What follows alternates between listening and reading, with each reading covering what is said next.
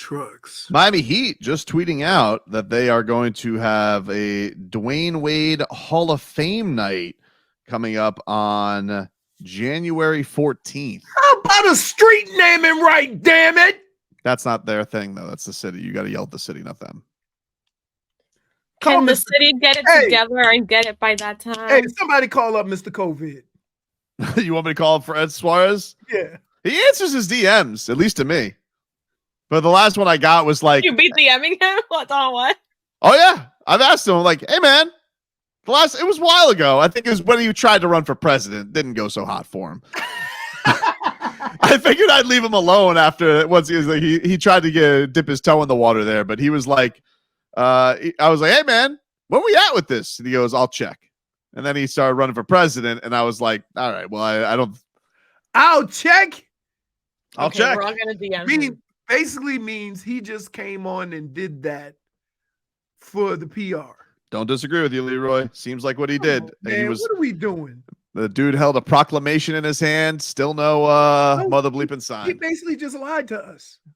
He lied to D. Wade. Lied to the city.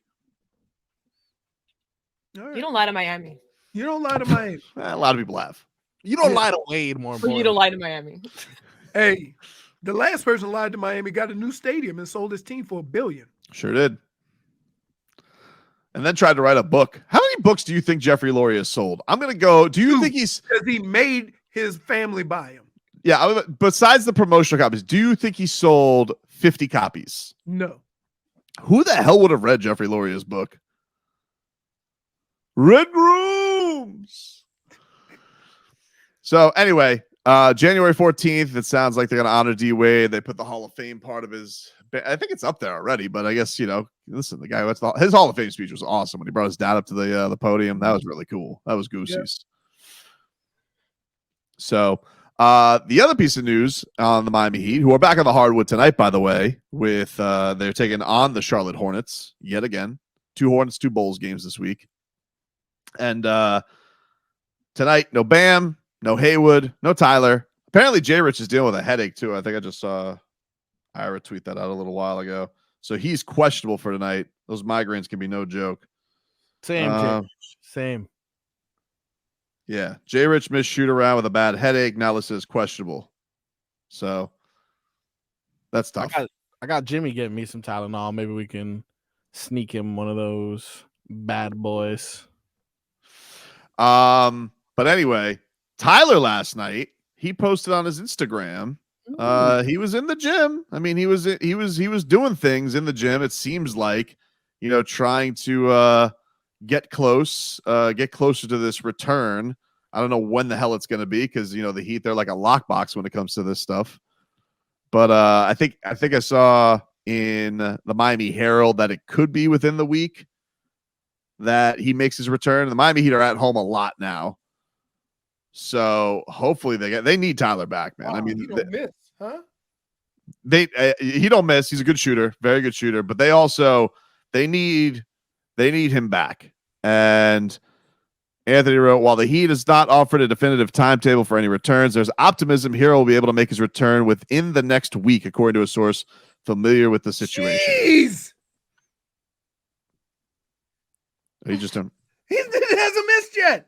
He's a very good shooter, dude. Oh my God. He's a very good shooter. This is a joke. I know. He's a very good shooter. Nah, this is editing shenanigans. You think that's CGI? No. This is hard to believe that we've watched now about a minute and a half. Minute straight. Taking 20 shots and never touched the rim. They can go on runs, man. He's really... You know what people don't realize? Here's the amazing thing about basketball players. When we would go upstairs. Yeah. And we would be in the same room where we do interviews there. We used to do them there instead of in underneath. And they had a board with 3-point shooting, right? And I bet you there was 6 or 7 guys that made 90 plus out of 100 threes. Dude, I was at practice on Sunday and I saw RJ Hampton. Like I barely saw him miss. I was like, man. He is on a heater right now. Really impressive. same thing when I was at practice. Like he, I didn't get to see much. It's just basically him shooting against air, but I don't know. Didn't see him limp. I hope he's getting closer. It's different when there's a 6'8" in front of you, right? Yeah, I think so. But you don't get to see much at practice either. Like it's basically just individual stuff. Who's all the little ants out there with him? Looks like it's Chris Quinn with him, and Coach Octavio de la Grana, I think, is there with him all the way in the back. I don't know the gentleman. I know Chris Quinn. He's Yeah. the only one that's. But look how tall Tyler looks. I know he ain't that damn tall. He's 6'5". Yeah, but look at the guy in front of him, dude. Come on. Well, he's not 6'5". I'd say You've had him in front of you so many times. What do He's you mean? Stallone. He's flipped. Yeah. 5'6". Yeah, that's what I'd say, more or less. So I don't know. They need him back though. They need to stop having these offensive droughts all the time. He certainly helps with that. Yeah, but who loses time? It's a good question because Duncan's been lighting it up. I think it's gonna be. It's got to be Kyle, right? Would think that makes sense. Jay Rich? Jay Rich has been great. No, it'll go Kyle, Jay Rich, Jimmy. The guys who aren't going to lose, Sam. the guys who aren't going to lose time are going to be Duncan. He's been too good. And now they're not going to start Duncan because they're not going to have Jimmy at the 4. I don't think they're going to do that. Like I don't know why we do that, and we say they play positionless basketball. Because Jimmy doesn't think they play positionless basketball. He's yelled, "I'm not a 4," and he also yelled at them to stop playing Niko Jovic at the 5. Well, he's going to get a lot of work because they just keep sending him down. Like, is he that much of a scrub? I think they just want him to get playing time. I think that's like they have like they apparently have this whole program for him, and Spo wants him, and so with going to Sioux Falls, he gets to learn the system.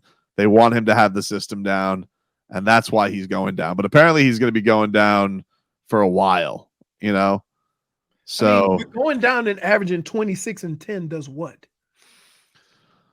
I don't know. Just keeps him in action. It's clearly is below his pay grade, right? He's better than that. I think he is, but he doesn't have a role on the team right now. What is it doing though? I think it's better to have. I think in their mind, it's better. It's a false sense of security though. I think it's better to them just that he plays, 35 minutes of basketball than 60 minutes on his cheeks.